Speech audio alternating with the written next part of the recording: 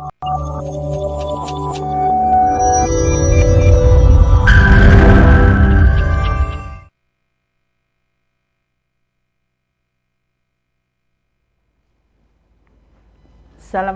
warahmatullahi wabarakatuh. Waalaikumsalam warahmatullahi wabarakatuh. Alhamdulillah wa syukurillah, la haula wa la quwata illa billah. Asyhadu an la ilaha illallah wa asyhadu anna Muhammadan abduhu wa rasuluh. Ibu-ibu dan barangkali tadi ada bapak-bapak yang saya hormati dan dimuliakan oleh Allah. Selamat berjumpa kembali pada acara Harmoni Keluarga pada sore hari ini. Apa kabar ibu-ibu dan bapak semuanya, para pemirsa yang dimuliakan Allah? Mudah-mudahan semua dalam keadaan sehat ya ibu-ibu, bapak-bapak semuanya. Pada sore hari ini kita akan melaksanakan kajian Harmoni Keluarga, di mana topik pada sore hari ini adalah tentang Peran suami istri dalam keluarga sakinah. Kajian ini terselenggara atas kerjasama antara Pimpinan Pusat Aisyah Majelis Tabligh dan Pimpinan Pusat Muhammadiyah Majelis Tabligh, yang disiarkan secara langsung dari Institut Tabligh Muhammadiyah Majelis Tabligh Pimpinan Pusat Muhammadiyah di Yogyakarta ini. Sore hari ini telah hadir di tengah-tengah kita narasumber kita yang luar biasa, yaitu Ibu Dr. Siti Aisyah, Master Agama. Beliau sebagai Ketua Pimpinan Pusat Aisyah sekaligus sebagai penanggung jawab atau koordinator di Majelis Tabligh dan Majelis Pembinaan Kader. Alhamdulillah. Assalamualaikum Bu Ais. Waalaikumsalam warahmatullahi wabarakatuh. Bu Umu dan para jemaah pengajian sore hari ini lewat Zoom ya, yang kami muliakan. Alhamdulillah. Jadi tentunya ibu-ibu dan bapak semuanya sangat penting ya mengenai bagaimana peran suami maupun istri dalam membina keluarga agar terjalin hubungan keluarga yang sakinah, mawaddah, warahmah. Tentunya ini nanti akan dikupas atau akan dikaji lebih dalam oleh beliau Ibu Siti Aisyah. Untuk mempersingkat waktu, saya kira Ibu Ais kami persilahkan untuk menyampaikan tentang materi pada sore hari ini. Kami persilahkan. Sebelumnya mungkin mari kita buka terlebih dahulu pada acara kajian sore hari ini dengan membaca basmalah. Bismillahirrahmanirrahim. Ibu Ais, nampaknya sudah banyak yang hadir. Tadi saya juga melihat dari beberapa wilayah sudah hadir, ada yang dari Malang ya, tadi sudah melihat, dan banyak sekali ini yang bisa Ibu bersani. Monggo mungkin perlu disapa ibu-ibu dan bapak semuanya. Terima kasih atas atensinya.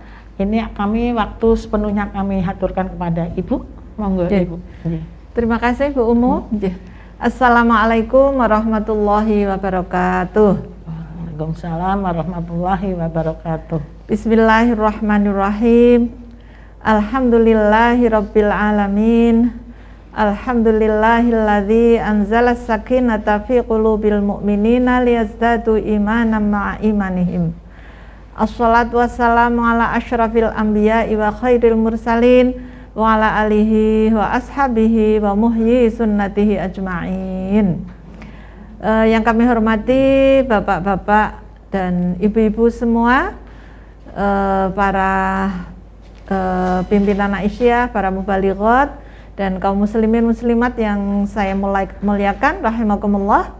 Alhamdulillah, segala puji dan rasa syukur kami haturkan kehadirat Allah Subhanahu wa taala, Allah yang maha suci dan Allah yang maha tinggi, Allah yang telah menurunkan as-sakinah, ketentraman, kedamaian, ketenangan dalam hati setiap muslim, dalam hati setiap mukmin. Dengan as-sakinah itulah akan bertambah iman kita kepada Allah Subhanahu wa taala dan akan mewujudkan kebaikan, ihsan kepada sesama umat manusia, bahkan sesama dengan makhluk Allah Subhanahu wa taala.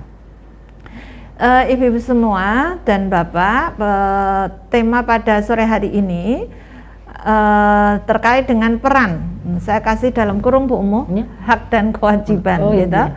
Hak dan kewajiban, karena di buku tuntunan menuju keluarga sakinah di bab 3 itu disebutkan di sana hak dan kewajiban. Ya. Jadi ada hak, sesuatu yang harus dimiliki oleh seseorang yang itu menjadi kewajiban pihak lain.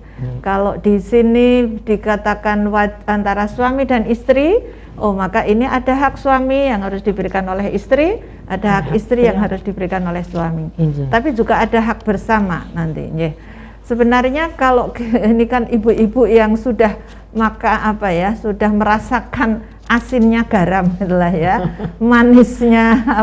manisnya gula, pahitnya jamu itulah ya. Artinya dinamika dalam keluarga ini sudah dilampaui oleh ibu-ibu. Mungkin ada yang sudah nikah perak 25 tahun itu ya, bahkan ada mungkin yang emas itulah ya. Sebenarnya hal ini bukan hal yang baru gitulah ya. Tapi tetap penting ya, tetap penting. Artinya apa? Bahwa pengalaman dalam kehidupan itu sebenarnya juga mencerminkan ekspresi keberagamaan kita, ekspresi keberagamaan kita. Buku-buku tentang keluarga sakinah sudah sangat banyak, tapi yang akan kami haturkan di sini adalah sumbernya ya, dari keputusan tarjih. Slide berikutnya Mas. Iya, ini ada 2 keputusan tarjih. Next gambarnya kok kurang. Nah, ini ada 2 cover buku memang ya. Yang di bawah itu adalah cover buku tuntunan menuju keluarga sakinah yang awal, yang pertama disusun oleh PP Aisyah mendasarkan kepada keputusan Muktamar Tarjih Muhammadiyah ke-22 di Malang tahun 1989. Kalau demikian kan sudah berapa tahun Bu Umu itu? 32 tahun. Ya, karena tahun 89 maka ya yang melatar belakangi ya itu kemudian warnanya, perspektifnya ya yang berkembang atau budaya-budaya kebiasaan yang berkembang pada tahun-tahun itu. Karena itulah pada tahun 2014 ya PP Aisyah bersama Majelis Tarjih, dan ini kemudian dibawa di Majelis Tarjih, tuntunan keluarga menuju keluarga sakinah, ini edisi revisi ya, edisi revisi kemudian menjadi keputusan Munas Tarjih ke-18 tahun 2014. Berarti kalau kita lihat 2014 dengan berapa? 11, berarti ada 35 tahun ya Bu Umu ya. Rentang 35 tahun, kemudian buku itu direvisi, sebenarnya bukan revisi ya, dikembangkan sejalan dengan tuntutan, sejalan dengan kondisi yang ada pada saat itu. Mudah-mudahan sekarang juga masih relevan gitulah ya. Sebelumnya Bu Umu tadi di slide 1 itu kan ada fotonya Bu Dewi ya. Bu Dewi Masitoh yang rencananya memang yang akan memandu Bu Dewi Masitoh, tapi beliau kemarin mendadak sakit, masuk rumah sakit ya, sehingga pamit dan sekarang digantikan oleh Bu Umu yang ini adalah yang tanggung jawab di divisinya ya. Sebenarnya beliau kader mubalighot kita. Kita doakan mudah-mudahan Bu Dewi Masitoh ikhtiarnya untuk berobat, mudah-mudahan menjadi wasilah kesembuhan. Allah menurunkan syifa dan rahmatnya. As'alullahal azim rabbal arsyil azim ayyashfiyaha. Allahumma rabban nasi adhibil ba'sa ishfi anta syafi la syifaa illa syifauka syifaan la yughadiru saqaman wala alaman. Amin ya rabbal alamin. Ya, nuwun Bu Ais, doaipun nyun sewu tadi kelupaan. Enggak apa-apa, nggih. Selanjutnya saya ingin menghantarkan sebentar saja Mas, gimana permasalahan-permasalahan yang dihadapi keluarga di era sekarang ini, apalagi sekarang era pandemi ya. Era pandemi, era digital yang semuanya serba serba canggih gitulah ya, komunikasi itu serba cepat ya, jauh tapi juga dekat gitu kan, Tapi kadang-kadang yang dekat juga jauh gitu kan. Iya. Ya karena suami istri berdekatan, ternyata masing-masing punya Asik relasi sendiri-sendiri. sendiri kan, jadi Iya. jauh. Sehingga ternyata ada beberapa permasalahan. Next Mas, antara lain misalnya ini, perceraian ternyata meningkat terus. Nanti ada data terakhir tahun 2020 ini. Dan apa yang jadi problema ya, jadi pemikiran kita, keprihatinan kita ya, ternyata 70% perceraian itu karena gugat cerai. Berarti ada gugat dari istri. Ya.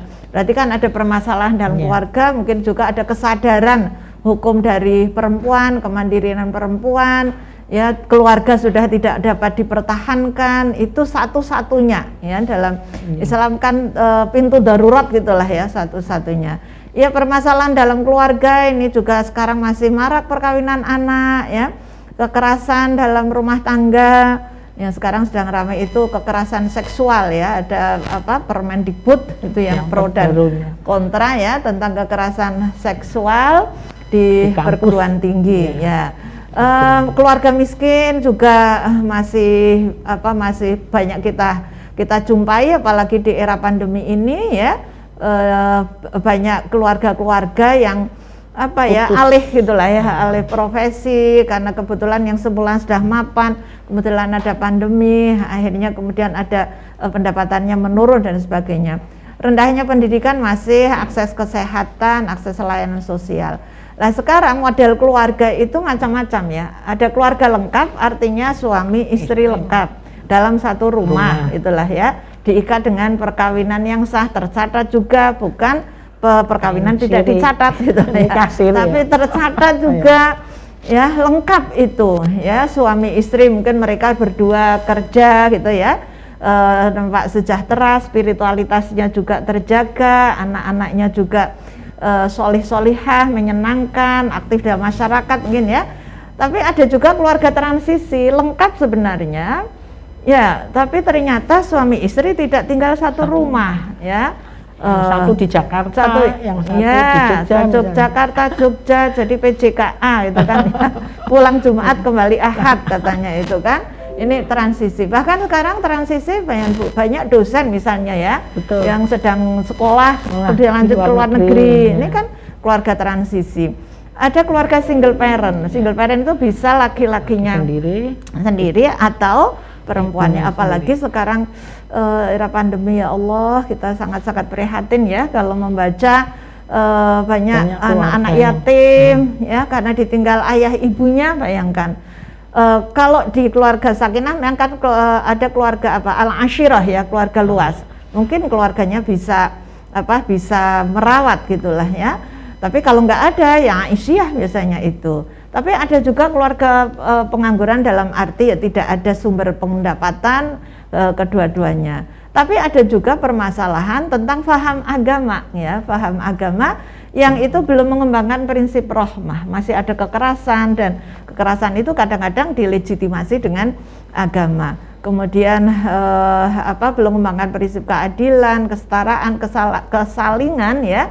Tapi juga kadang-kadang pemuasyarah. Nah, namanya saja muasyarah, kan duanya itu harus saling bergaul dengan ma'ruf ya, dengan santun ya, dengan baik, dengan ihsan, dan belum ada musyawarah ya, kadang-kadang diputuskan sendiri. Next Mas. Nah, ini data lah, nanti bisa dibaca. Yang ini mungkin ada tadi saya lihat Ibu Ketua PWA Jawa Barat fotonya Bu. Iya, saya lihat. Terima kasih Bu. Iya. Ya, ini ternyata Jawa Barat Bu, ini ya, dari 4 itu di Jawa Barat. Saya pikir Banjar Jawa Tengah, intinya Jawa Barat itu ya. Yang paling tinggi ternyata Kendal. Di luar Jawa Barat juga demikian. Lah peningkatannya setahun itu sampai 5%. Next Mas. Lah, yang Kendal itu tadi kemudian ditanya ya, Kendal. Yang Kendal itu ada datanya, kemudian ada informasi dari kepala KUA, coba Mas nextnya lah ya. Jadi wakil panitera bukan kepala KUA ya, wakil panitera Pengadilan Agama Kabupaten Kendal Pak Muhlis itu menyampaikan ada 3 alasan tingginya perceraian di Kendal itu. Mungkin ada ibu-ibu dari Jawa Tengah ya Kendal apa? Tapi saya pikir ini hampir sama ya. Perselisihan, nah, berarti perselisihan, pertengkaran antara suami istri, ya, pertengkaran suami istri. Ini kan menjadi problem ya, karena ada perselisihan, karena faktor ekonomi itu ya. Kemudian juga ada salah satu pihak itu meninggalkan pasangannya. Ya, meninggalkan pasangannya, ada berbagai masalah lah ya. Ada meninggalkan dengan pamit baik-baik gitu. Tapi yang menyebabkan perceraian ini ya mestinya tidak meninggalkan dengan cara yang baik ya, meninggalkan dengan cara yang tidak baik ya. Baik, kemudian saya akan inilah permasalahannya. Salah satu cara mengatasinya atau solusinya mestinya ya dengan mengembangkan relasi ya, relasi hubungan antara suami istri yang baik, yang santun, muasyarah bil ma'ruf. Saya akan mengawali gimana tinjauan ini dari mengulang kembali lah ya. Karena kalau kita bicara Bu Umu, kalau bicara hak dan kewajiban, ini kan ada di bab 3. Mestinya memang selesai dulu di bab 1 dan bab 2 gitulah ya. Bab 2 kan tentang perkawinan. Nah, itu di sana disebutkan apa sih keluarga sakinah. Bangunan keluarga yang dibentuk berdasarkan perkawinan yang sah dan tercatat di kantor urusan agama. Makanya kemarin ketika rame-rame Dukcapil ya, itu ada di KK itu ditulis gitu loh. Ditulis perkawinan tidak tercatat, sementara aturannya regulasi harus tercatat itu kan. Maka kita tandaskan di sini keluarga sakinah ya keluarga yang dibentuk berdasarkan perkawinan yang sah, tercatat di kantor urusan agama. Ya, ke masing-masing anggota keluarga ya kalau suami menjalankan perannya sebagai suami, istri menjalankan perannya sebagai istri. Kalau dia punya anak, maka dia adalah maka perannya sebagai orang tua, maka anak juga sebagai anak. Masing-masing harus menjalankan kewajibannya untuk memberikan hak kepada yang lain. Lah untuk apa? Yaitu untuk mewujudkan rasa kasih sayang tadi, mewujudkan rasa aman. Ini kan wujud dari apa? Sakinah ya, aman, tentram, damai, bahagia, sejahtera di dunia dan akhirat. Dan semuanya itu diikat dengan mawaddah dan rahmah ya. Baik, lanjut Mas. Ya. Nah, ini yang kami sampaikan dalam fikih tinjauan tarjih itu ada 3 hierarki ya, ada 3 tingkatan. Pertama adalah al-qiyam al-asasiyah, nilai-nilai dasar. Nah, di keluarga sakinah sudah kita bahas ya, nilai dasarnya apa? Oh, satu nilai dasar rahmah misalnya ya, kelembutan, kasih sayang, ar-riqah, taqtadil ihsan ilal marhum, kelembutan yang dari kelembutan itu muncul ingin selalu berbuat baik kepada yang dikasihinya. Kalau istri ingin berbuat pada suami, orang tua ingin berbuat baik pada anak, suami ingin berbuat pada istri, karena apa? Itu karena adanya sifat kelembutan tadi. Yang kedua adalah apa? Oh, kesetaraan. Nah, jadi tidak ada mana yang superior, mana yang merasa unggul ya. Mana yang inferior, enggak ada, tapi semuanya adalah setara di hadapan Allah. Nah, itu kan sudah banyak sudah dibahas ya, saya nggak akan bahas lagi. Tapi itu melandasi kalau Allah saja memuliakan. Jadi bangunnya Allah, kemudian ada manusia kan laki-laki dan perempuan. Allah saja memuliakan laki-laki dan perempuan. Maka mestinya suami yang memuliakan istri memuliakan perempuan. Yang ketiga adalah apa? Universalitas, nilai-nilai universalitas. Maka dalam keluarga sakinah itu ya mencakup seluruh aspek kehidupan, nanti akan kita lihat dalam pilar-pilar keluarga sakinah ya. Kemudian yang kedua adalah asas-asas al-usulul kulliyah. Sudah kita bahas ya, ada asas karomah insaniyah, ada keadilan, ya mungkin yang belum terbahas keadilan nampaknya ya. Ada mawaddah warahmah, memenuhi kebutuhan keluarga. Nah, ini antaranya asas-asasnya. Nah, kemudian nanti tapi ada juga asas kelas keluarga sakinah, ada juga asas atau prinsip-prinsip dalam perkawinan. Nah, inilah prinsip dalam perkawinan. Misalnya ada bahwa perkawinan itu ibadah ya. Yang kedua, bahwa perkawinan itu adalah mitsaqun ghalidz, gitu kan? Adalah mitsaqun ghalidz. Karena setara, maka ini kan pasangan ya Bu Umu. Ya, Bisa ya, ingat betul. toh kalau kemarin kita kan ada di beberapa provinsi itu Bu Umu, bimbingan perkawinan. Nah, kita kan ada ya bimbingan perkawinan kan, jadi zawat kan ya, berpasangan itu zawat gitu kan ya, janji kokoh mitsaqan ghalidza itu kan, mawaddah warahmah muasyarah bin ma'ruf musyawarah itu asyura itu kan ya. Nah, itu kan antara salah satu prinsip daripada perkawinan. Maka ya mitsaqan ghalidza, kemudian adanya akad yang kuat itulah kemudian mewujudkan adanya hak dan kewajiban. Karena akad itu perjanjian yang kuat, secara hukum itu akan mewujudkan adanya hak dan kewajiban. Dari dua yang semula tidak ada hubungan apa-apa, nggak ada keluarga, kalau keluarga mahram jelas nggak bisa ya. Kemudian setelah temu maka ada perjanjian yang kuat, maka tidak boleh siapapun atau apapun yang akan bisa melepaskan perjanjian itu ya. Itulah maka ada hak dan kewajiban. Kemudian ada pencatatan perkawinan, ada al-qiwamah misalnya ya. Kemudian yang terakhir adalah peraturan konkret al-ahkam al-far'iyah ya. Termasuk misalnya perkawinan anak itu tidak tidak dianjurkan itulah ya. Pencatatan itu harus nikah harus dicatatkan, wajib dicatatkan. Lah ini kan aturan-aturan konkret, termasuk hak dan kewajiban ini masuk dalam al-ahkam al-far'iyah. Next Mas. Ya, lanjut saja. Ya, ini ya landasan normatifnya. Ini yang harus dipegang. Tadi saya sampaikan zawat. Maka di sini disebut wa min ayatihi an khalaqalakum min anfusikum azwaja. Ya. Jadi nikah itu bisa berarti nikah berarti jamaah mengumpulkan, tapi zawat itu berarti partner. Ya, kalau partner itu kan berarti saling mengisi. Apa tujuannya? Litaskunu ilaiha, agar mendapatkan ketentraman. Maka relasi ini harus diwujudkan dengan baik agar pasangannya masing-masing mendapatkan ketentraman. Maka doa suami istri itu kan Rabbana hablana min azwajina wa dzurriyyatina qurrata a'yun ya, qurrata a'yun yang menyenangkan pasangan ini. Wa ja'ala bainakum mawaddatan wa rahmah inna fi dzalika laayatil liqaumi yatafakkarun. Nah, inilah yang menjadi landasan ya bangunan keluarga sakinah, dan ini juga menjadi menjiwai relasi. Lanjut Mas.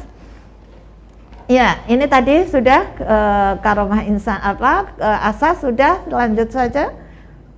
Ya, ini tujuan ya. Jadi kalau kita bicara tentang relasi ya kita harus lihat apa sih tujuannya ya. Tujuan perkawinan ya tadi terwujudnya keluarga yang sakinah. Di samping tujuan ada manfaat. Nah, manfaatnya apa ya? Menyalurkan fitrah seksualitas suami istri ya. Ya, maka itu ya harus diikat dengan perkawinan. Maka tidak boleh kalau tidak diikat, meskipun suka sama suka, kalau belum diikat dengan perkawinan tidak boleh.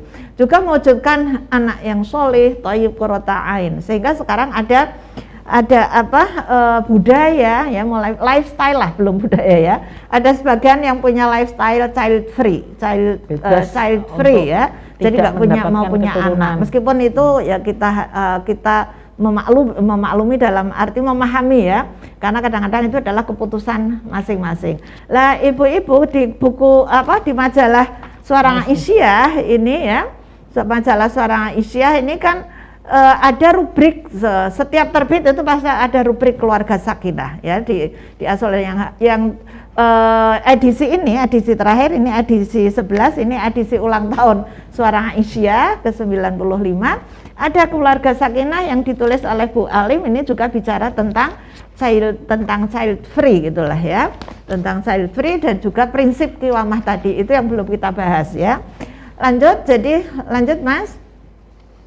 Iya, ini tadi sudah saya jelaskan ya. Nah, ini kita tentang mitsaqun ghalidha tadinya juga sudah.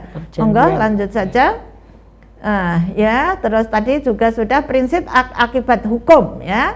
Saling dengan adanya akad nikah ya, maka sudah praktis sejak angkah tuka wazawaj tuka ya.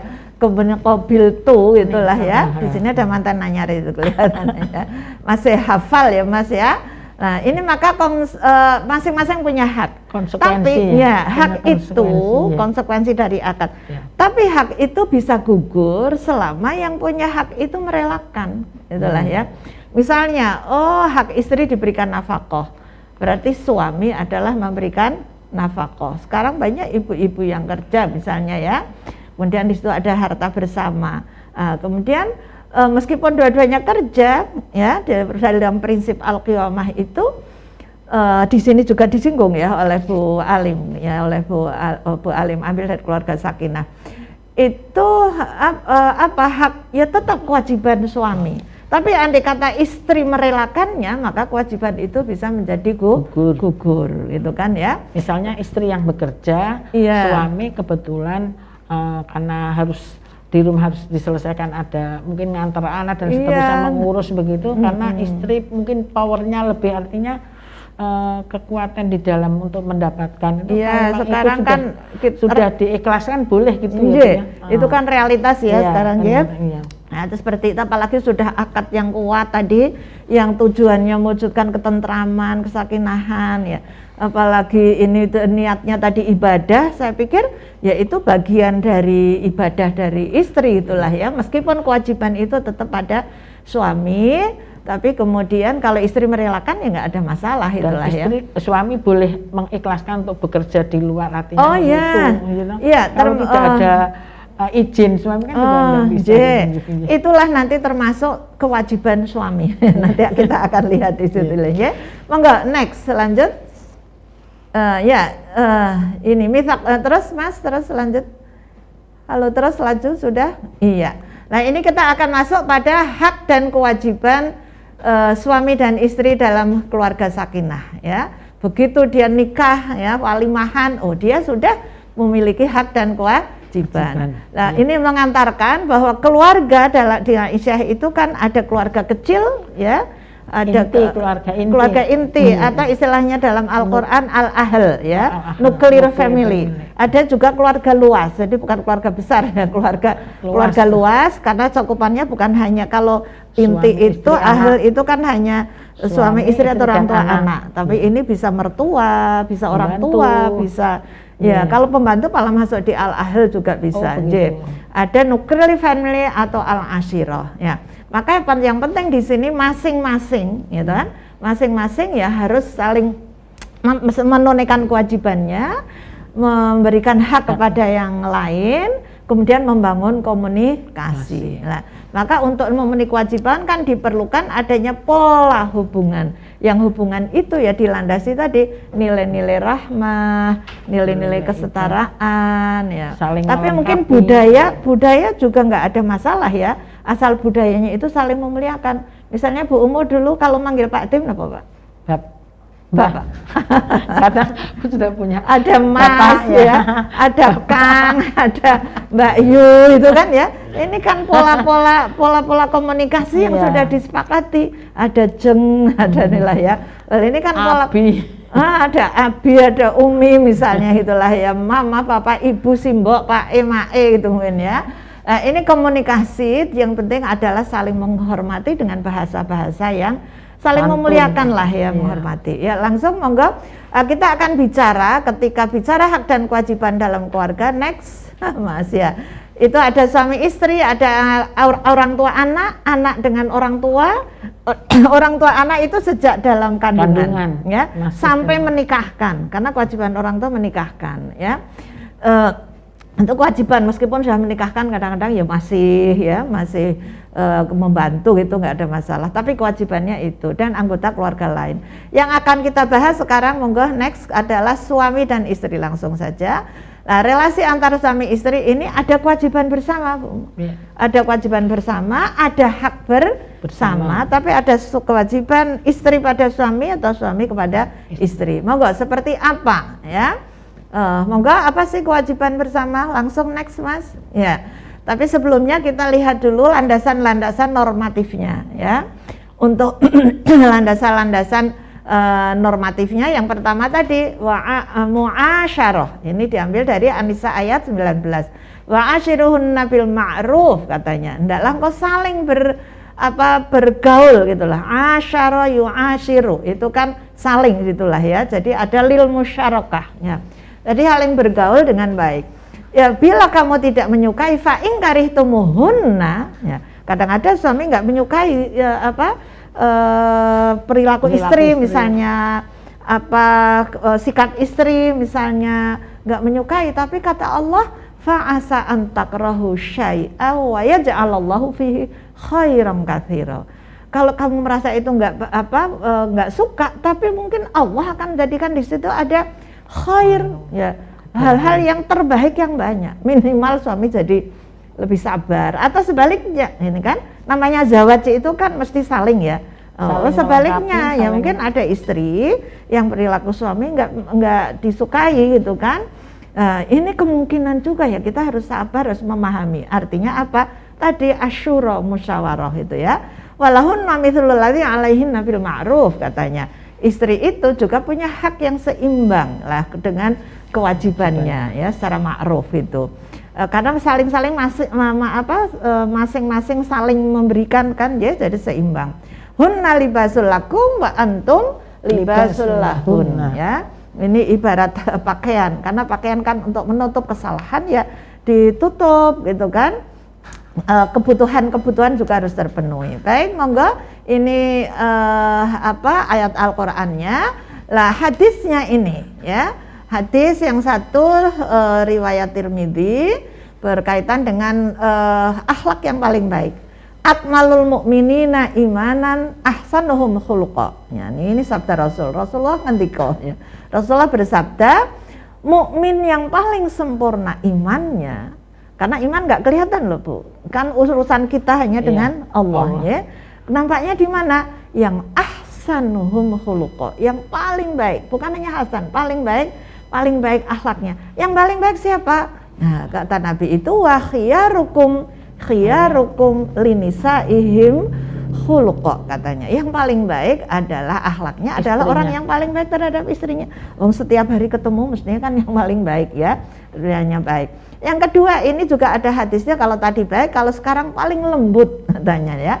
Jadi yang inna akmalal mu'minina imanan ahsanuhum khuluqa wa altafuhum bi ahli. Nah, yang paling lembut itu. Nah, kemudian ada juga ini gimana pembagian kerja sesuai dengan kesepakatan lah gitu ya.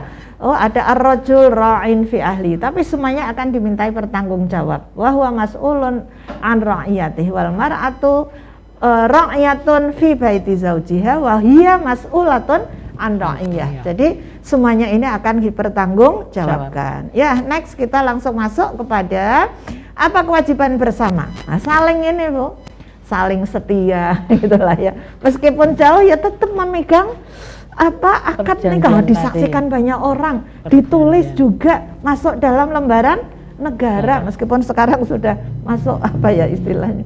Saling setia memegang teguh tadi tujuan perkawinan, saling menghargai, menghormati. Nah, ini mempercayai. Nah, ini yang kadang-kadang sulit, gimana memberikan kepercayaan kepada suami. Ya, apalagi dengan pergaulan yang sangat luas, apalagi dengan HP yang setiap hari dipegang itu ya.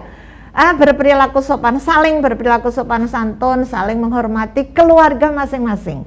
Ya. Kalau sudah nikah kan berarti ada keluarga gitu.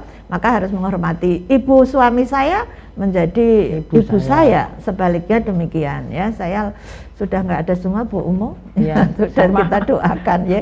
Menjaga kehormatan dan berlaku jujur terhadap dirinya dan pasangannya. Ya, kalau kita menghormati diri ini kan menghormati orang lain berarti menghormati kita ya. Setiap persengketaan ini bersama harus dihadapi secara ma'ruf ya. dan harus bersedia menerima penyelesaian. Maka musyawarahkan. Mungkin cara musyawarahnya beda-beda ya Bu ya. Betul. Ada yang terus dipanggil ngomong-ngomong baik-baik, tapi ada yang diam dulu gitulah ya. Kalau lebih baik diam ya. Dengan diam itu kemudian dia akan bisa refleksi. Kemudian pelan nanti balik ya. Yang paling penting tidak mencari kesalahan, itu kewajiban ya. Berlapang dada, kewajiban bersama. Sekarang apa hak bersama, Mas?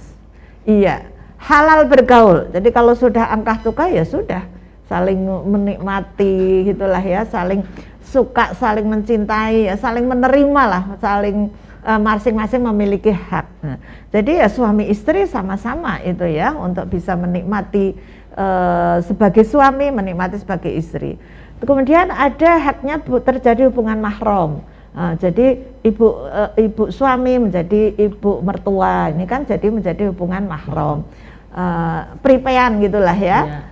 Terjadi hubungan waris mewarisi antara, jadi kalau semula bukan saudara, kalau waris kan ada karena hubungan nasab, tapi juga karena hubungan perkawinan. Jadi kalau ketika suami meninggal, ya ada hak istri. Tapi jangan lupa ada juga hak ibu yang sering kadang-kadang kadang-kadang dilupakan ya. Hubungan waris mewarisi anak yang lahir dari ikatan perkawinan itu ya bernasab kepada ayah, tapi menjadi tanggung jawab bersama ayah dan ibu karena bintinya kan kepada ayah. Maka itu hak bersama ya. Sekarang apa kewajiban suami ini? Tadi kan ada surat An-Nisa ya, surat An-Nisa 19 maaf ini kurang satu ya, 19:34 ini berarti suami menjadi qawwam ya, menjadi qiwamah ya, penanggung jawab tegaknya keluarga. Sebagai qawwam dia punya kewajiban memberikan nafkah, dan karena dia memiliki kelebihan leadershipnya lah gitu ya.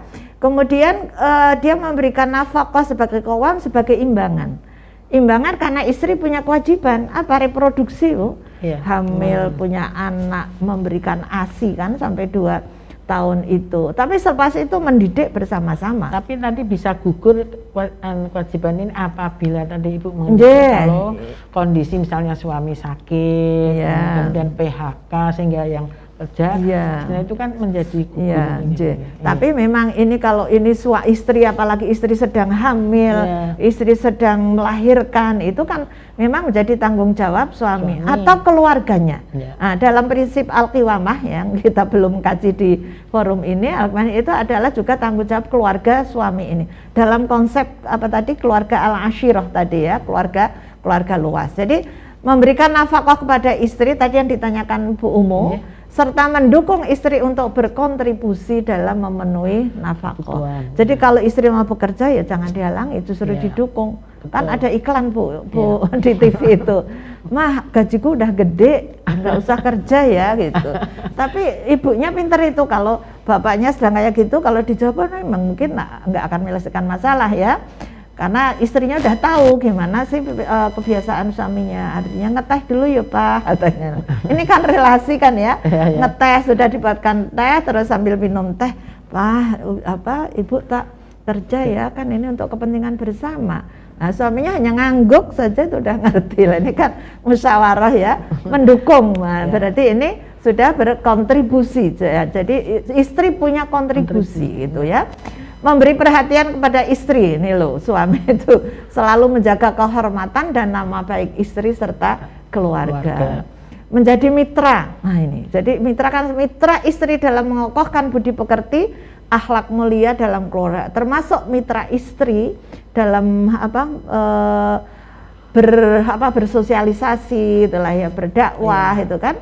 Diberikan kesempatan untuk bisa untuk berbuat baik istrinya. Iya, ini selanjutnya mendukung pengembangan potensi diri istri. Jadi kalau istri berkarier itulah ya didukung gitu. Karena memang Islam tidak melarang tadi yang nilai-nilai dasar kesetaraan kan. Lirijali nasibum mimmaktasabu walin nisa'i nasibum mimmaktasabna. Laki-laki perempuan akan mendapatkan hasil dari usaha kerjanya dia. Was'alullaha min fadlih, itu kan amal solih ya, man amila solihah min zakari wa min zakarin au unsa wa huwa mu'minun falanuhyiyannahu, untuk kan wujudkan kehidupan yang baik. Jadi mendukung pengembangan potensi dan aktualisasi diri sebagai hamba dan khalifah. Hamba artinya sholatnya, ibadahnya ya, ibadah mahdohnya itu kan. Kemudian sebagai khalifah ya tadi peran-peran dalam masyarakat, berkarir gitu. Menciptakan hubungan yang demokratis dan seimbang, mengambil keputusan dengan sendiri, tapi dengarkan suara istri itulah ya. Justru dengarkan anak-anak juga. Menghindari segala bentuk kekerasan. Jangan otoriter artinya gitu ya Bu, tidak boleh otoriter tapi ada musyawarah tadi. Iya, makanya itu musyawarah itu asyura. Ibu-ibu mesti masih hafal nyanyian itulah ya. Maka kalau itu kewajiban suami dari muasyarah bil ma'ruf, apa itu kewajiban istri itulah ya. Next. Iya. Nah, kewajiban istri kita kan mentaati suami, tapi ketaatan pertama itu pada Allah, itu kan? Ketaatan pertama itu adalah pada Allah, karena suami istri sama-sama mereka adalah taat pada Allah dan Rasulnya ya. Dalam taati istri sepanjang dalam hal-hal terkait dengan kebenaran dan kebaikan. Kalau itu nggak benar ya harus diingatkan dengan cara yang baik. Menghormati suami dan bersikap baik serta santun gitu ya. Mengatur dan menjaga nafkah, ini kan amanah kan ya. Oh, diberi nafkah maka mengatur. Maka tidak kurang terus ya Bu ya. Iya, ya, apa adanya diatur gitu kan ya. Mungkin ada juga ibu-ibu yang telaten loh Bu Umu, nyatet gitu kan, dapat dari suami berapa, penghasilan dia sendiri berapa, dituliskan untuk belanja berapa. Jadi bagus, ibu itu sudah luar biasa ya. Apalagi sekarang di era pandemi ya. Di pandemi tadi belum saya sampaikan bahwa permasalahan di era pandemi ini kan jadi kebanyakan beban istri itu atau beban ibu itu bertambah. Harusnya tidak ya, harusnya ya sama-sama gitu dalam keluarga. Ketika si istrinya sedang mendampingi anaknya misalnya, maka suaminya yang menyelesaikan hal yang lain. Kalau urusan rumah tangga itu bukan fitrah perempuan. Wong Nabi sendiri itu juga anak ya memiliki yang sama tadi. Ali bin Abu Thalib, para sahabat itu kan juga melaksanakan tugas-tugas rumah tangga. Mengingatkan suami dan mendialogkan dengan cara yang ma'ruf. Nah ini ya, atas kelalaian dalam menunaikan kewajiban, kebenaran dan kebaikan. Nah ini kalau sudah ada kesetaraan, masing-masing saling memuliakan, menghargai, mengingatkan itu mudah. Tapi andai kata ini yang satu di atas, mau mengingatkan mau bilang saja nggak berani, ya kan? Nah maka itu harus dibangun, semuanya didialogkan ya. Kemudian memberikan dukungan, sama tadi ya, memberikan kesempatan dengan dukungan dan semangat kepada suami, mewujudkan akhlak karimah pada Allah, keluarga dan masyarakat. Ya baik. Ya dukungannya ya biasa berupa doa, nah ya dukungan moral ya. Menyiapkan barang kalau suami mau misalnya bepergian akan mengisi apa gitu harus dibantu menyiapkan, mengingatkan paling tidak gitu ya Bu ya. Iya, monggo lah itu saling saling mendukung, saling membantu gitu. Sehingga kalau suami istri itu semuanya bekerja, maka aktivitas rumah tangga mestinya juga dibangun bareng gitulah ya. Artinya tidak semuanya dilakukan oleh seorang saja, oleh istri dari pagi sampai setelah itu nanti dia kerja pulang. Nah, tapi mestinya dua-duanya gitulah ya. Entah nanti bagaimana pembagian kerjanya gitulah ya, karena kadang-kadang masakan bapak itu lebih enak kadang-kadang.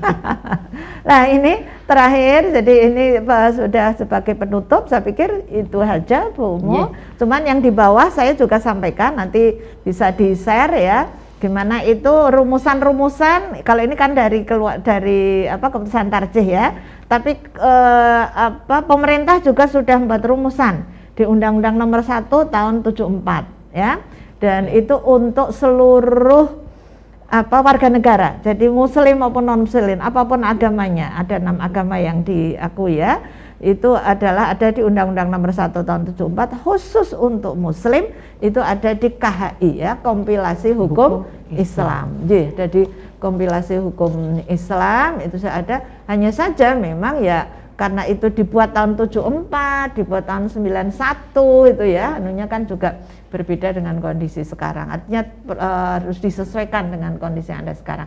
Demikian untuk Bu Umu, mungkin ada hal-hal yang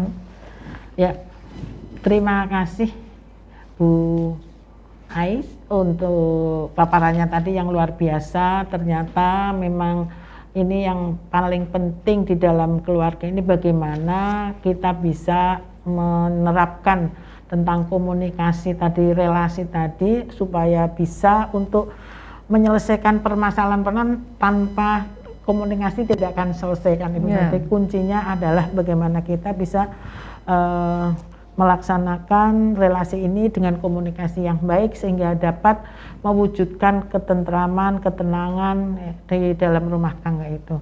Baik ibu-ibu dan bapak sekalian, para pemirsa yang saya hormati, yang saya banggakan, masih ada waktu cukup banyak. Kami persilahkan barangkali ada yang ingin bertanya atau sudah ada lewat, belum ada yang chat, mau nggak ada yang secara langsung ingin menanyakan Bapak Ibu para pemirsa?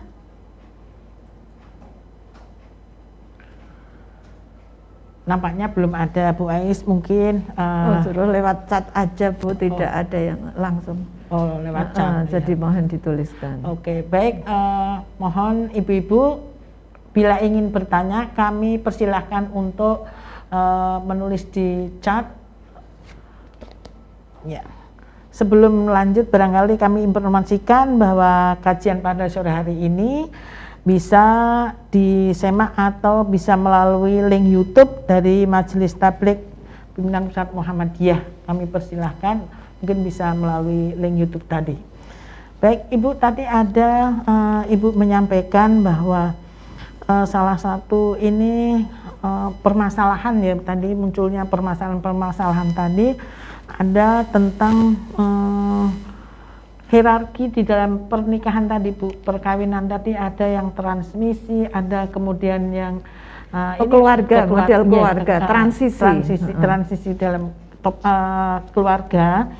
Nah, ini bagaimana untuk menyikapi Ibu, misalnya tadi kaitannya juga peran ya, misalnya menyikapi tadi barangkali sudah dijelaskan, mungkin lebih jelas lagi peran misalnya suami yang tadi karena PHK gitu Ibu, terus kemudian istri juga mungkin ya kemampuannya, terus sehingga bagaimana untuk mengatur baiknya dalam keluarga, misalnya suami yang di PHK, kemudian istri yang harus bekerja dengan ini, itu sudah dibolehkan tadi ya Bu ya?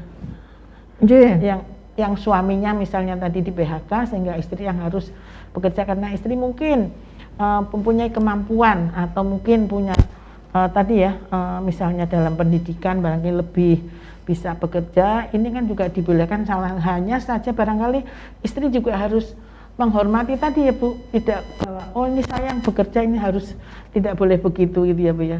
Nah ini mungkin ini yang sering ada permasalahan sehingga tadi ada gugat cerai itu loh Bu. Nah ini bagaimana menyikapi barangkali Ibu?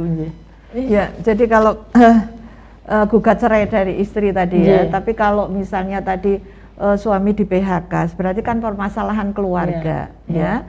Siapa sih yang mau di PHK itu kan? Kebetulan yang di PHK suaminya, nanti kalau kebetulan yang di PHK istrinya, mestinya kan berarti istri juga tidak bekerja.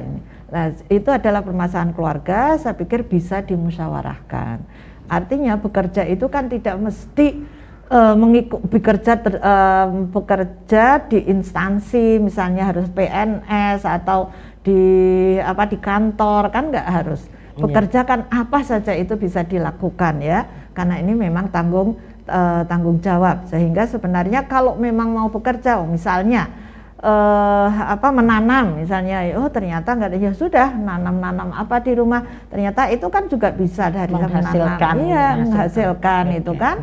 Terus apa saja kreatif, apalagi sekarang dengan digital ya, dengan era digital itu kan menawarkan apa saja dengan teman-teman, dan ini sekarang banyak sekali sebenarnya melalui itu ya Bu, online istilahnya. Tapi memang itulah online. Harus ada kesyukuran, ada kesabaran. Artinya kalau kondisinya, inilah kan kadang-kadang ekonomi keluarga, bagaimana meraih ekonomi keluarga ya.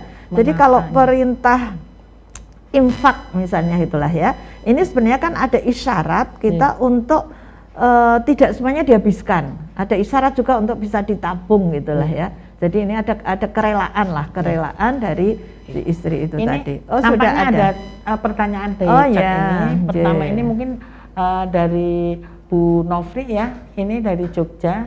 Jika istri ikhlas, dia yang mencari nafkah, yang menjadi tulang punggung keluarga, sementara suami di rumah menjaga anak-anak, apakah suami berdosa? Ini pertanyaan saya tadi yang ya, terima kasih.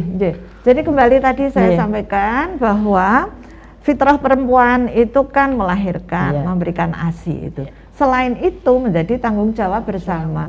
Kalau seperti ini malah sebenarnya sudah ada ada kerjasama, itu kan? Ada kerjasama, ada saling memecahkan masalah bagi pembagian tugas ya, peran gitu tadi ya. Ada sebagian peran. Jadi istri nggak berdosa karena tadi sudah ada kerelaan kan ya. Tulang punggung katakanlah. Suami nggak berdosa gitu. Pertanyaannya kalau istri yang bekerja sebagai tulang punggung karena tadi di PHK, berarti suami nggak berdosa begitu? Oh enggak. Artinya tadi kan ada kerelaan ya, karena tadi mitsaqon ghalidz lah ya, hanya karena seperti itu kemudian menyebabkan gugat cerai. Sementara anak-anak ini juga kan bagaimanapun cerai itu akibatnya ya karena abghadul halali ilallah at-talaq itu kan ya. Jadi perkara halal yang nggak disukai. Bahkan dulu kalau di pesantren digambarkan, kalau ada cerai itu arasnya goncang katanya lah ya, karena nggak berdosa kalau ya. Penting ada kerelaan. Tapi ya itu saya pikir adalah usaha-usaha merintis. Insya Allah itu nanti kalau ada usaha itu pasti.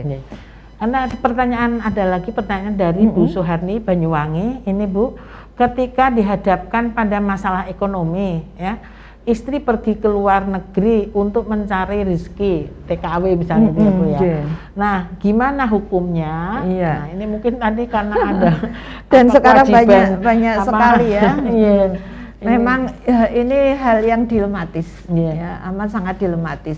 Sebenarnya memang kalau itu memungkinkan nggak harus keluar negeri ya, bagaimanapun itu ya diprioritaskan, diutamakan untuk bekerja di dalam negeri. Karena di luar negeri itu budayanya itu juga berbeda.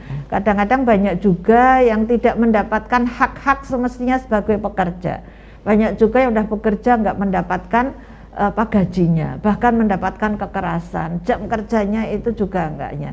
Tapi kalau memang terpaksa untuk bekerja keluar negeri, satu musyawarahkan dengan suami, itu kan ya. Jadi hasil musyawarah ya sudah, siapa yang pergi? Ternyata kesempatannya itu istri, itu kan. Sudah ada keputusan bersama ya sudah ke luar negeri, kemudian bagaimanapun suami ini yang menjaga anak-anak di rumah kan, menjaga anak-anak di rumah. Sekarang itu boleh saja ya, tidak berdosa asal sudah ada kesepakatan. Kemudian yang kedua adalah gimana sih kepergiannya, gitu kan? Mungkin masalahnya ini suami tidak bersama istri, ini harus menjaga kehormatan dirinya. Kan sebaliknya, suami juga nggak bersama istri nggak bersama suami yang di luar negeri, dia harus menjaga kehormatan dirinya. Kalau saya ini punya suami gitu kan, ya meskipun nggak punya suami pun ya tetap harus menjaga kehormatan diri seorang perempuan, seorang manusia di hadapan Allah. Kalau itu bukan mahram, karena ya harus menjaga diri. Tapi di rumah pun juga demikian. Suaminya juga tetap harus menjaga kehormatan keluarga, kehormatan dia, kehormatan istrinya. Jangan kemudian tinggal istrinya, kan ada juga ya 1-2 yang mereka itu kemudian selingkuh misalnya gitu. Padahal istrinya yang ngirim uangnya gitu. Ini kan sebenarnya godaan yang dia tidak tahan itu. Ini ada Ibu kasus di tempat saya kebetulan ada anak yang ibunya di luar negeri.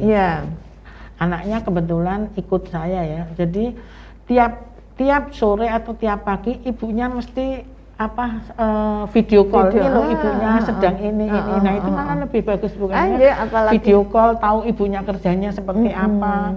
Kebetulan mungkin yang di sana juga bagus ya keluarganya, sehingga alhamdulillah Bu, ibunya sedang bekerja itu sambil di video begitu, sehingga anaknya juga tahu kondisi itu. Ya memang kadang-kadang ya nggak mesti ya.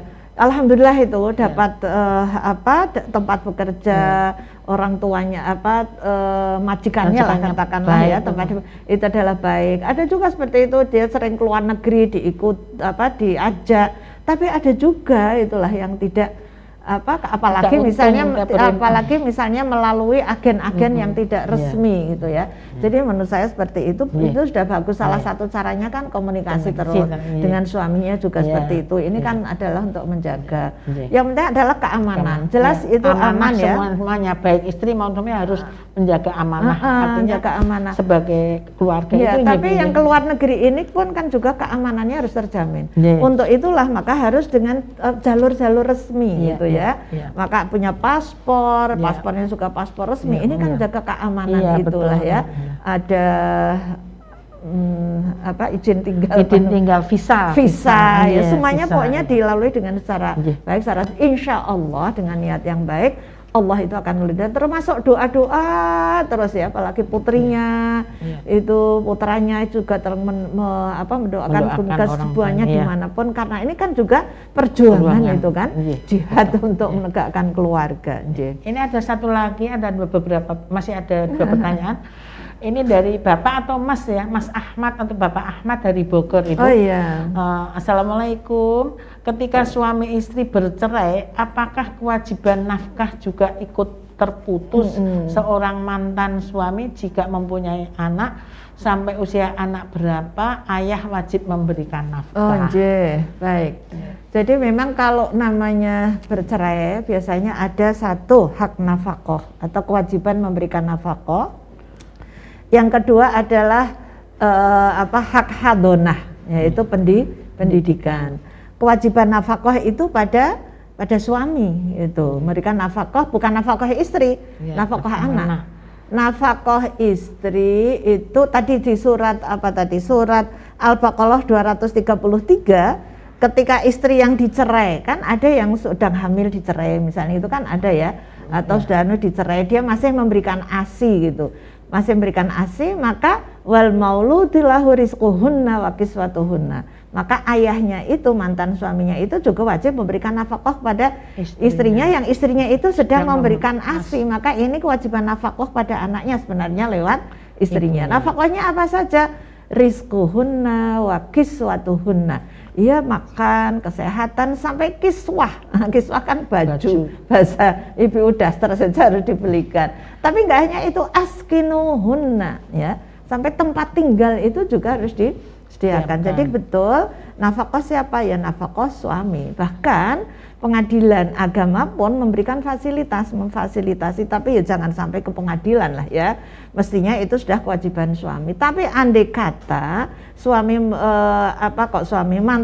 andai kata ayahnya itu nggak memberikan nafkah, maka istri itu punya hak untuk mengajukan gugat nafkah itulah ya. Gugat nafkah kepada ayah dari anak-anak ini. Nanti pengadilan yang akan berikan kewajiban kepada ayahnya itu untuk memberikan nafkah. Lah, terus sampai kapan? Ya sampai dewasa, itulah ya. Anak bisa mandiri begitu. Iya, sampai dewasa bisa mandiri, sampai dia menikah. Kan kewajiban orang tua sampai menikahkan apalagi ayah itu kan, kalau itu anak perempuan maka itu sampai menikahkan. Lah, hadonah itu adalah pada ibu gitu loh. Hak mendidik anak itu pada ibu dari yang bayi sampai 14 tahun. Kalau sudah 14 tahun dia milih siapa gitulah. Ya. Makasih. Demikian Pak Ahmad, Mas Ahmad, penjelasannya. Ini masih ada dua penanya, Ibu. Dua penanya, tinggal dua penanya aja ya karena waktu ya. Ini dari Ibu Wuryastuti dari DIY, PWA DIY. Assalamualaikum. Membangun relasi setara dan keadilan gender nampaknya sebuah PR bagi kader Aisyah. Karena pemahaman tentang pembagian peran domestik ketika seorang perempuan yang juga terjun ke ranah publik, karena memang untuk memenuhi kebutuhan keluarga, dan ini kecenderungan dikarenakan pemahaman tentang peran kodrat dan peran keadilan gender belum difahami dengan benar, dikarenakan masih kuatnya budaya patriarkat. di mana ada kecenderungan benar perempuan yang bertambah, sebaiknya bagaimana Bu Aisyah Ya. dalam memulainya? Ya, ini bagus ya, karena memang Bu Wuri ini juga tokoh ya, Ya. tokoh Aisyah. Beliau juga kalau nggak kesalah di Posbakum ya, Bu, di Biksa juga kan ya Bu Wuri, jadi sudah punya pengalaman ya untuk mendampinginya. Memang betul apa yang disampaikan Bu Wuri. Jadi pemahaman tentang kodrati itulah ya, kodrat. Jadi seolah-olah pekerjaan rumah tangga, masak, nyuci, buat minum itu pekerjaan ibu-ibu gitu ya, seolah-olah gitu. Padahal sebenarnya itu pekerjaan bersama. Ibu kodratnya apa ya tadi? Memberikan ASI gitu kan ya. Iya, itu adalah kodratinya. Itu adalah kodrat. Oleh karena itulah maka memang bagaimana memulainya, saya pikir sudah dimulai oleh Bu Wuri ya, yang melalui Biksa, melalui pengajian itu ada sosialisasi bahwa agama, mungkin ini juga paham agama ya kan, paham agama, mengatakan oh perempuan itu harus masak apa gitu. Ya memang kalau kebetulan ibu rumah tangga, semua yang untuk bapak-bapak, itu pun sebenarnya kalau bicara nafkah ya mestinya memang tetap suami gitu loh ya. Artinya nafkah, makan minum, makanan itu kan bukan mentahan itulah ya. Hanya karena sudah saling itu loh, saling memahami, saling membantu. Akhirnya apa? Perempuan ini kasih uang malah seneng gitulah ya. Dia bisa mengelola bisnis. Kalau itu memang, tapi ketika dua-duanya bekerja, saya pikir memang harus dimusyawarahkan gitu. Mana sih? Tapi musyawarahnya mungkin beda lah ya, tidak harus ini keputusan rapat, tapi sudah sehari-harinya. Oh, kadang-kadang kan ada, oh bapak sing urusan nyapu-nyapu gitu lah. Oh bapak mana yang kebetulan yang ibu yang masuk pagi gitu, sehingga ibu masuk pagi maka meskipun belum selesai kadang-kadang bapak itu ada yang sudah paham itu, mandiin anaknya, menyiapkan. Iya, bahkan ada bapak-bapak ya, saya lihat itu ibu muda ya, keluarga muda itu ketika bayi itu yang memandikan ayahnya. Mandikan setelah necis bayinya itu kasihkan ibunya. Ibunya tinggal minum ASI lah. Ini kan sebenarnya sudah ada bagian yang ya. Tapi memang itu perlu proses ya. Perlu proses, dan itu ya nanti secara alamiah itu akan berubah lah gitu, perlu proses. Tadi pertanyaan mau mulainya mana ya? Pertama sosialisasi, perlu pendampingan itu ya. Sosialisasi, ada pendampingan dan pengajian yang terus menerus itu dilakukan. Sehingga menjadi budaya nanti. Gitu Ibu Wuri, mudah-mudahan Bu Wuri bisa nanti lebih dengan klien-kliennya. Ini pertanyaan terakhir Ibu. Karena waktu ini juga dari aktivis Biksa itu dari Aceh ini Bu Mary dari Wulandari ini. Ibu, bagaimana menyikapi jika suami berulang kali berbuat kasar dan mengucapkan kata pisah sebelum minta maaf namun mengulangi lagi? Jazakillah Ibu. Kalau ada seperti ini saya rasanya hati saya maknyir gitu ya. Iya, gimana seorang perempuan diminta kan, dilamar, khitbah itu kan, kemudian setelah itu kan apalagi kalau ada adat barang ya, lamaran diterima, kadang-kadang nggak diterima gitu kan ada.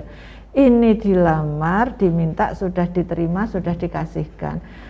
Maka mitsaqon ghalidha itu kan ada transfer tanggung jawab yang semula ayahnya perempuan itu kemudian sekarang bersama dengan suaminya, jadi tanggung jawab suaminya membangun rumah tangga. Sehingga mestinya kalau masih terlalu berkata kasar terus itu, kadang-kadang istri itu mungkin paham perilaku suami, temperamen, kenapa dia kasar, temperamen. kasihan juga dia sebenarnya, karena dia itu berarti ada masalah psikologis gitulah ya. Maka memang perlu diterapi, mungkin perlu konsultasi psikologi. Kalau sudah seperti itu ya istri biasanya paham apa, oh mungkin diam dulu, setelah nanti lerem ke masalahnya apa sih gitu. Dan ya. sambil introspeksi diri mungkin ada hal yang tidak. Tapi kalau tadi sudah gitu. berulang-ulang kadang-kadang itu masalahnya ada di suami gitu ya. Ada di suami, tapi ya betul ya, mungkin ada masalah apa sih? Nah, setelah lerem, setelah itu dingin, baru kemudian dimusyawarahkan secara baik-baik. Ya kemudian apa ya sudah, di samping upaya-upaya apa secara lahiriah, kemudian mungkin juga ada hakam istilahnya. Kalau itu sudah sampai kekerasan, mestinya harus ada hakam. Penengahnya. Iya, ada penengah untuk agar bisa damai. Tapi ya secara spiritualitas secara spiritualitas itu didoakan itulah ya. Tadi kalau Rabbana hablana min azwajina wa dzurriyyatina qurrata a'yun, itu kan? Qurrata a'yun itu kan yang menyenangkan ya, mestinya menyenangkan, tidak marah-marah. Apalagi tadi pisah-pisah segala macam. Tapi meskipun katakan pisah, tetap cara itu belum jatuh gitulah ya. Nah, jadi ini mesti perlu diingatkan ya. Mungkin dengan bapak-bapak juga ada pengajian-pengajian, bapak-bapak khutbah kalau perlu ya. Materi khutbah itu dimasukkan di situ sehingga bapak-bapak mendengar, karena kan pengajiannya bapak-bapak di khutbah Jumat itu. Ya. Sudah cukup? Ibu, alhamdulillah ini waktunya sudah lewat hampir lewat 10 menit Ibu. Jadi mungkin sebelum ditutup, monggo Ibu untuk memberikan closing statement kepada para pemirsa apa yang sudah dibahas tadi, kesimpulan atau closing statementnya dari Ibu mungkin. Ya. Closing statement saya, karena ini semuanya adalah tokoh-tokoh, aktivis, pimpinan, mubalighat itulah ya. Maka yang ingin saya sampaikan, saya haturkan bahwa kewajiban kita, tugas kita sebagai sebagai mubalighat, sebagai pimpinan adalah tadi satu, untuk terus-menerus mensosialisasikan, terus-menerus mentabligkan bagaimana tuntunan ini menuju keluarga sakinah, agar supaya kewajiban suami istri itu bisa ditunaikan dengan baik, ditunaikan dengan benar, dengan cara yang ihsan, sehingga terwujud keluarga yang sakinah. Ya, jadi ini terus menerus untuk bisa disampaikan dan lakukan bimbingan ada masalah melalui biksa, sehingga biksa kita harus terus menerus untuk bisa dikembangkan. Terima kasih, kurang lebihnya mohon maaf. Rabbana hablana min azwajina wa dzurriyyatina qurrata a'yun waj'alna lil muttaqina imama. Kurang lebihnya mohon maaf. Nasrun minallah wa fathun qarib. Basyiril mu'minin. Assalamualaikum warahmatullahi wabarakatuh. Waalaikumsalam. Demikian ibu-ibu dan bapak semuanya, para pemirsa yang saya hormati, acara tadi sudah pemaparan sudah panjang lebar dan sudah sangat gamblang. Mudah-mudahan nanti ibu bisa mengembangkan di daerah atau di wilayah masing-masing.